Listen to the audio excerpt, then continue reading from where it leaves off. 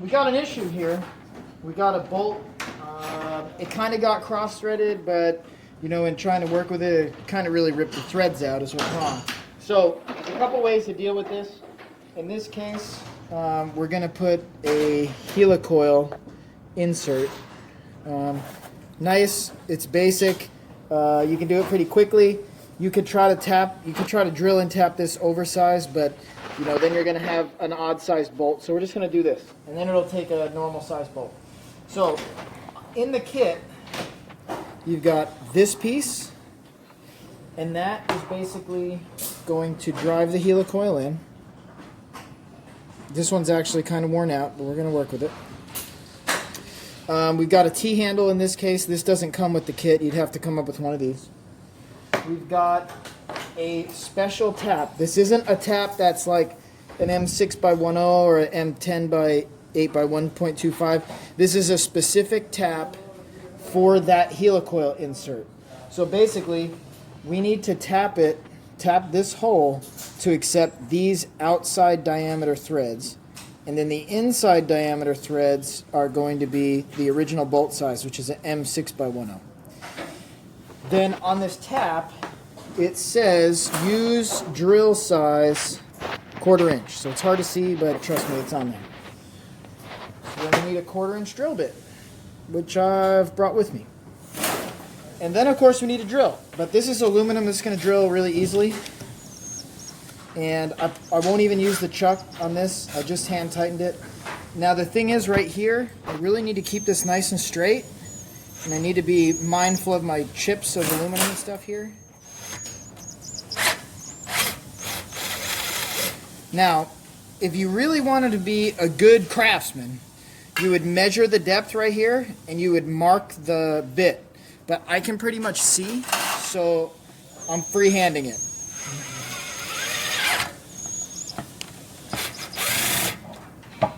And I'm doing my best to keep it nice and straight.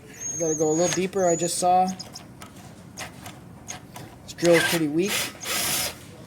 And I'm just doing it nice and slow and easy. Gotta go a little deeper.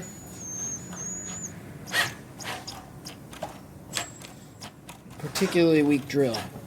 Battery's dead. You got any batteries? Huh? You got any more? This one doesn't fit. Yeah, it's a different voltage. It's alright, we'll work with it. I'm just gonna, you gotta talk nice to it.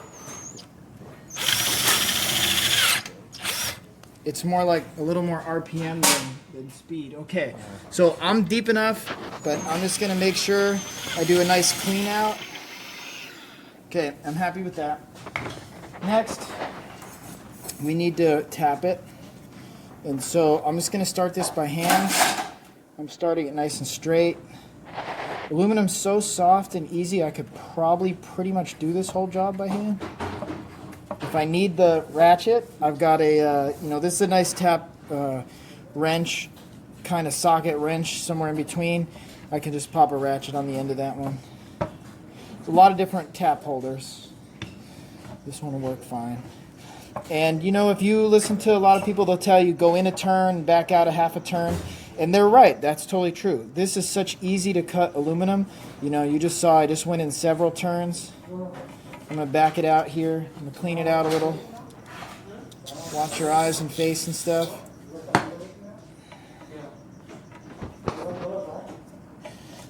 We could even use some thread cutting oil here, but you know, to be honest, we're not really trying to make a big project out of this. We're just trying to get her done here. We're not really sacrificing quality. The aluminum's really easy to work with. So, we may be far enough now. The minimum is basically longer than the thread insert. So let me take this out. You can see the aluminum chips on there. Let me stop moving for you. You can trust me, they're there. Samsung problems. Nothing wrong with a Samsung, unless you're up close, they don't focus. So, basically, I'm just kind of looking to see where I'm at. I'm going to go just a little bit further, and we will be ready to do the insert, and I'll give you some options on your insert here. Now, I know that this is an M6x1.0.